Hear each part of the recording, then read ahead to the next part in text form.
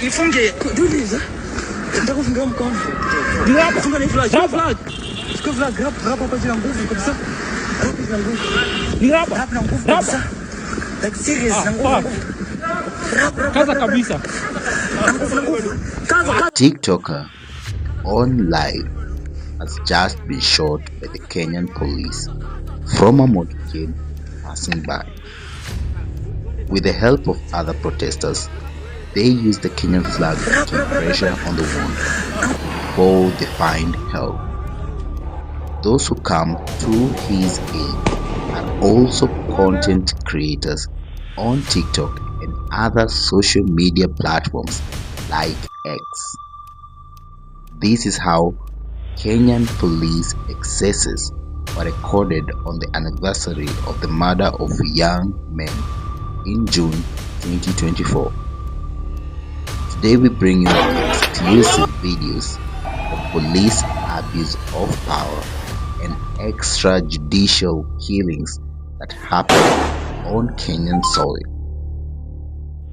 A day after the protest that happened on the 25th of June 2025, Cabinet Secretary of Interior Kipchumba Murkomen was caught on live while addressing a crowd, saying that any protesters within the vicinity of a police station should be shot. Na tumeambia polisi mtu yoyote mwenye atakaribia police station piga yeye risasi.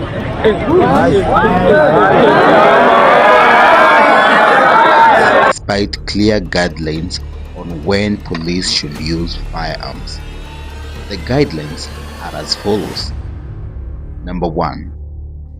Firearms may only be used when less extreme means are inadequate for the following purposes: saving or protecting life of the officer or another person. Second scenario, in defense or in defense of other persons against imminent threat of life or serious injury. Third scenario is preventing a person charged with felony from escaping lawful custody. And the third and the fourth scenario, preventing a person who attempts to rescue or rescues a person charged with felony from escaping lawful custody.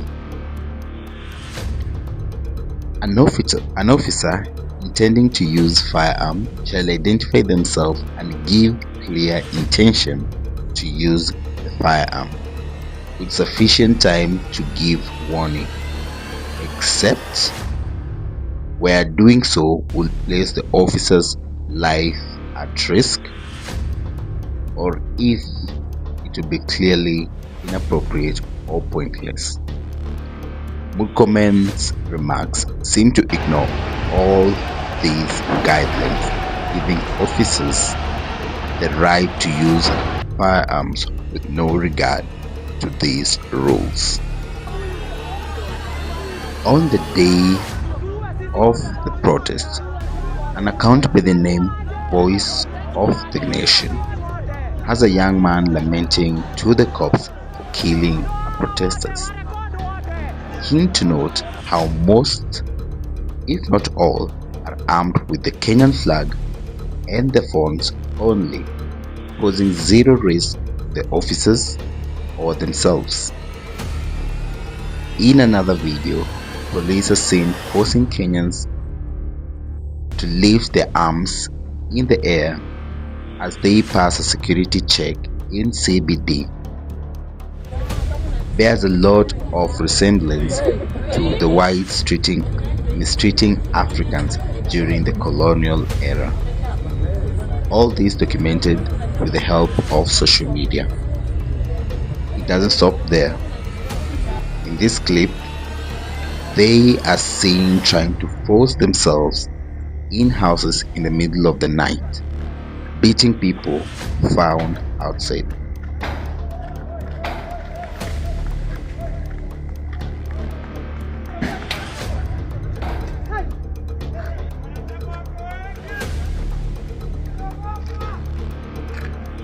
And horror of horrors, stories of how bodies with gunshot wounds were found inside a supermarket. dispersed. Now they are guarding the place, telling us ati ni watu waliuawa huko ndani wakiiba. Hatujakataa watu walikuwa naiba, but reported by Kenyans who believe the number could be over 30. With the government giving contradicting and manufactured narratives of the real situation in Kenya, we are grateful to live in an age where the truth tells itself.